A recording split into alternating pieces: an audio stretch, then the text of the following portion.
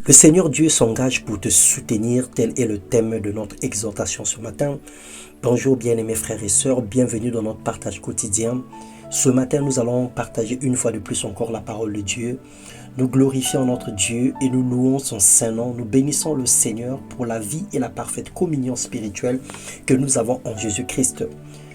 Nous allons lire la parole de Dieu dans Deutéronome, le chapitre 1, le verset 21. La Bible déclare « Vois l'Éternel ton Dieu, mets le pays devant toi, monte, prends-en possession, comme te l'a dit l'Éternel, le Dieu de tes pères. Ne crains point et ne t'effraie point. » Frères et sœurs, l'Éternel Dieu s'engage toujours verbalement et par écrit dans la vie de chaque enfant de Dieu.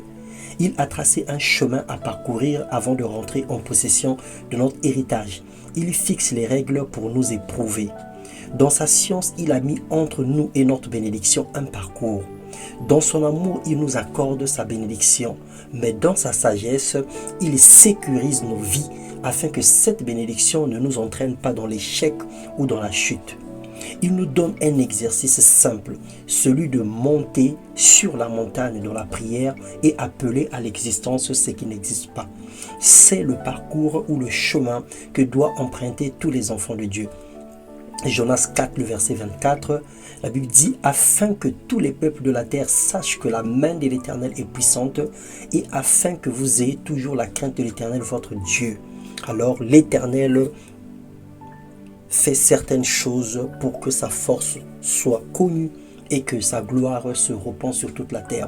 Dieu veut se faire connaître auprès des inconvertis. Il désire que la terre entière compte sur lui et que tous les humains espèrent en lui. Mais par toi, la puissance de Dieu est démontrée. Par toi, sa grâce est éprouvée. Par ses œuvres, par toi, ses œuvres sont manifestées.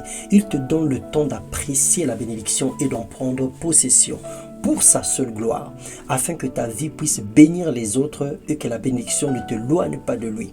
Plusieurs ont reçu ou écouté la promesse de Dieu pour leur vie, mais vivent l'opposé ou le contraire de l'engagement de Dieu dans leur vie, simplement parce qu'ils veulent la facilité.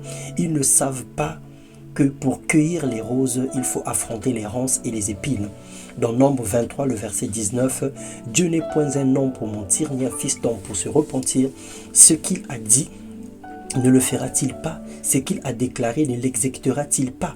Alors, bien-aimé dans le Seigneur, change ta vision des choses.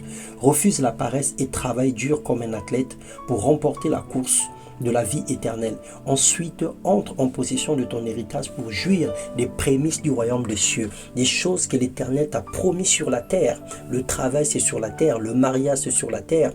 La santé, c'est sur la terre. Dans le ciel, il n'y aura plus ces choses. Alors, c'est là que tu dois vivre certaines de ces choses, tout en garantissant ton salut. Parce que les biens de ce monde ne peuvent pas t'emporter vers le désordre. Que Dieu te donne la patience à toute épreuve, qu'il se manifeste puissamment dans ta vie, que tout ce que tu fais puisse connaître une réussite. Dans le nom puissant de Jésus-Christ. Amen.